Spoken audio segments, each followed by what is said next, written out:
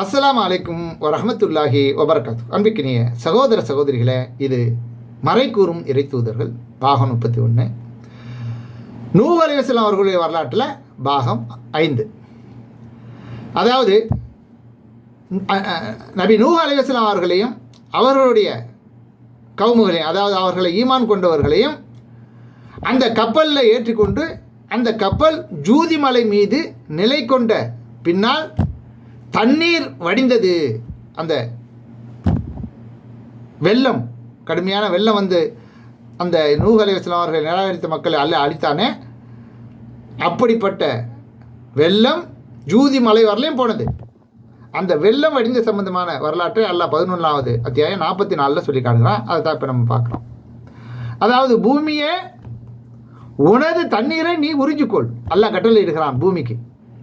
அது என்ன பண்ணிச்சு? பூமியை பொத்துக்கிட்டு பூமியிலேருந்து வெள்ளம் பொங்கி எழுந்தது. அடுத்து அது மட்டும் இல்லாமல் வானமே நீ நிறுத்து, வானத்திலேருந்து வேறு கொட்டுன்னு கொட்டுது இல்லையா? அப்போ வானத்துக்கு எல்லாம் கட்டளை இடுகிறான், வானமே நீ நிறுத்திவிடு என்று இறைவனால் கூறப்பட்டது. தண்ணீர் வற்றியது, காரியம் முடிக்கப்பட்டது. எந்த காரியம்? அழித்து நாசமாக்க வேண்டிய அவர்கள் அனைவரையும் அழித்து நாசமாக்கப்பட்ட என்ற காரியம் முடிக்கப்பட்டது. அந்த கப்பல் ஜூதி மலை மீது அமர்ந்தது. அநீதி இழைத்த கூட்டத்தினர் இறை அருளை விட்டும் தூரமாக ஆகிவிட்டார்கள் எனவும் கூறப்பட்டது என்று அல்லாஹ் ரப்புல் ஆலமீன் 11வது அத்தியாயம் 44வது வசனத்தில் அல்லாஹ் சொல்லி காட்டுகிறான். எனவே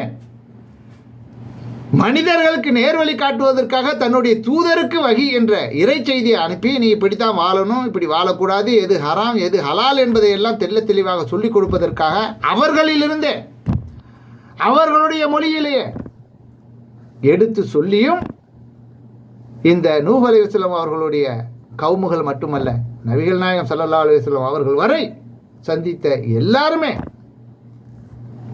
எப்படியெல்லாம் திமிர்வாதம் பேசி நிராகரித்தார்கள் என்பதை கவனத்தில் கொள்ளுங்க. இன்றைக்கு நம் முன்னால் வாழக்கூடிய மனிதர்கள், நபி ஸல்லல்லாஹு அலைஹி வஸல்லம் அவர்கள் சென்று 1447 வருடம் ஆகிவிட்டது. இன்று வரை அதே வாதங்கள்.